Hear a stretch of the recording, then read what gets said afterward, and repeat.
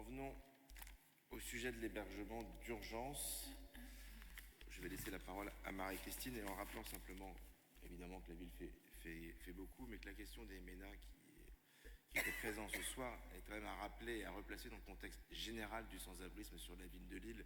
Nous ne pouvons pas juste nous contenter de nous intéresser de la question des MENA dans notre ville. Nous, la question qui nous préoccupe, c'est d'abord celle de tous les sans-abri à Lille, et particulièrement la question des familles avec enfants souvent en bas âge. Je rappelle que l'année dernière, nous avons mis à l'abri en urgence la ville de Lille, en rappelant que c'est tout de même une compétence de l'État, une famille avec un enfant de 9 mois.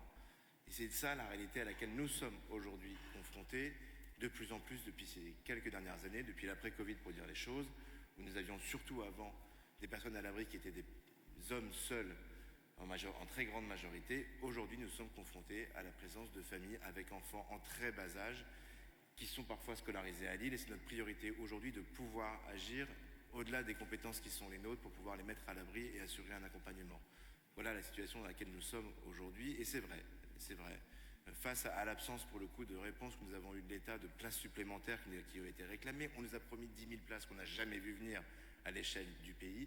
Nous manquons de place, nous sommes saturés dans les dispositifs d'hébergement d'urgence aujourd'hui. Il y a des personnes qui restent 4 ans dans un dispositif d'hébergement d'urgence. Je l'ai vu à celui de la rue de Cambrai de l'Armée du Salut. 4 ans, ce n'est pas de l'hébergement d'urgence, ça devient quasiment du logement.